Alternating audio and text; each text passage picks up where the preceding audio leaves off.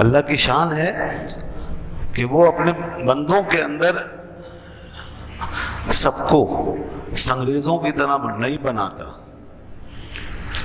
اکثر ہمارے اندر تو سنگریزے ہی ہوتے ہیں نا، زمین پہ پڑے ہوئے ذروں کی طرح ہوتے ہیں.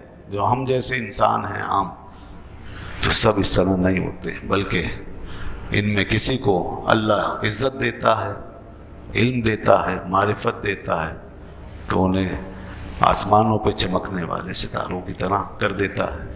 کسی کو مہتاب بنا کر پیش کرتا ہے اور کسی کو آفتاب کی شان عطا فرما دیتا ہے.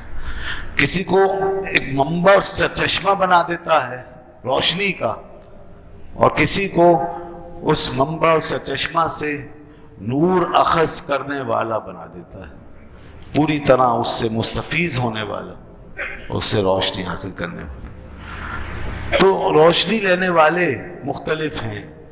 کوئی روشنی لے کر چمک جاتا ہے اور اس سے اندھیرے دور ہوتے ہیں، اور کسی کا یہ ہوتا ہے کہ جہاں پڑا ہے وہیں زمین پہ پڑے ذرے کی طرح اس کے اوپر نور کا پرتو پڑ جاتا ہے تو دکھائی دینے لگتا ہے. یوں سمجھیں کہ ایک ذرے سے لے کر پہاڑ تک جو بھی نمود پاتا ہے اور جس کا بھی اظہار ہوتا ہے اور جس کو بھی جو کچھ ملتا ہے، وہ انہی عظیم اور بزرگ ہستیوں کی روشنیوں کا صدقہ ہوتا ہے.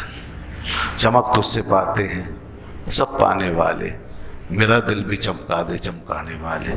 اور سب سے بڑا نور کا جو سرچشمہ اللہ نے بنایا، وہ اپنے حبیب کو بنایا. نور کا منبع سرچشمہ جسے اللہ نے اپنے اور اپنی مخلوق کے درمیان سب سے بڑا واسطہ اور وسیلہ بنایا. آتے محمد الوسیلہ والفضیلہ والدرجۃ الرفیع. تو حضور کی ذات سے پھر یہ نور نکلتا ہے، علم کا، معرفت کا اور پاکیزگی کا، پیورٹی کا، طہارت کا.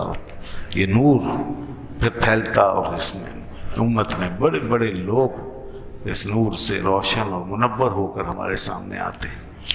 اس میں علماء ہیں، محدثین ہیں، مشائخ ہیں، اس میں مفکرین ہیں، مجددین ہیں، اس میں زاہد و عابد و پارسا لوگ ہیں، اس میں اہل ولایت ہیں، اہل تصوف و طریقت و اہل معرفت ہیں، اس میں پھر بڑے بڑے باکمال لوگ ہیں، بڑے بڑے عارف ہیں، عرفاء ہیں، مشائخ. عجیب عجیب لوگ اس امت کو اللہ نے عطا فرمائے ہیں، اور یہ صدقہ ہے ذات پاک مصطفیٰ صلی اللہ علیہ وسلم. پہلی امتیں چاہے تعداد میں ہم سے بڑھ گئی ہوں، ان کی تعداد چاہے آپ سے زیادہ ہو، آج ان سب کو جمع کریں تو ہمارے مقابلے میں بہت زیادہ. ظاہر ہے کہ 7 ارب کے قریب دنیا انسانیت موجود ہے. 7 ارب انسان دنیا میں پائے جاتے ہیں، اور اس میں سے ہمارا جو شمار ہے وہ 1.5 سے 2.25 ارب ہے. تو باقی جو 6 ارب کے قریب، 5.5 ارب کے قریب جو دنیا میں لوگ موجود ہیں، وہ سب وہ ہیں جو اس امت میں داخل نہیں ہیں. تو ہم 1.5، 2.25 یا 2 ارب بھی اگر ہوں اس وقت تو ہم ایک اقلیت ہیں.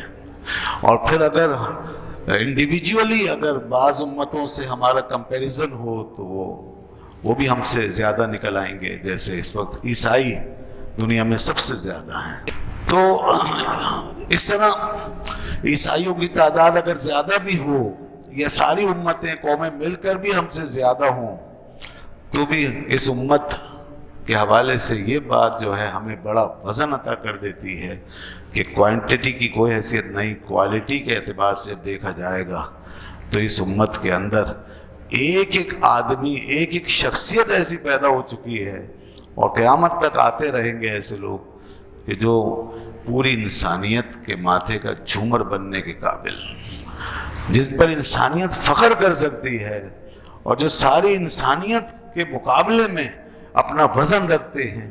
اگر دنیا کی ساری قوموں کو ترازو کے ایک پردے میں ڈال کر رکھا جائے اور دوسرے پردے میں ہمارے ایک باکمال کسی شخص کو رکھ دیا جائے، تو ہمارا ایک باکمال شخص پوری دنیا کے لوگوں پر بھاری ہوگا. یہ ایک حقیقت ہے. اس کا علم و معرفت آج بھی دنیا کی ضرورت ہے. صدیاں گزرنے کے باوجود ان باکمال لوگوں کے کمالات اب بھی دنیا پر آشکارا ہوتے چلے جا رہے ہیں۔ علامہ اقبال جب باہر سے پڑھ کر آئے، فلسفہ پڑھا انہوں نے، تاریخ پڑھی، انہوں نے مغربی علوم پڑھے، وہاں کا کلچر دیکھا اور اس وقت کے بڑے بڑے فلسفہ دانوں سے استفادہ کیا۔ جرمنی میں رہ کر انہوں نے یہ علم حاصل کیا۔ اس وقت جرمنی علم و فن کا مرکز تھا اور وہاں گوئٹے جیسے بڑے بڑے مفکر موجود تھے جو دنیا پر چھا گئے تھے۔ اقبال ان سے پڑھ کر، ان سے سب کچھ سیکھ کر، دیکھ کر پھر بھی کیا کہتا ہے کہ خیرہ نہ کر سکا مجھے جلوہ دانش فرنگ، خیرہ نہ کر سکا مجھے جلوہ دانش فرنگ، سرما ہے میری آنکھ کا خاک مدینہ و نجف۔ تو اس کی آنکھ میں اگر کوئی چیز چمکی تو وہ خاک مدینہ و نجف اس کا سرما تھا، اور وہاں دانش فرنگ کے جلوے اس کی آنکھوں کو اپنی طرف مائل نہیں کر سکے۔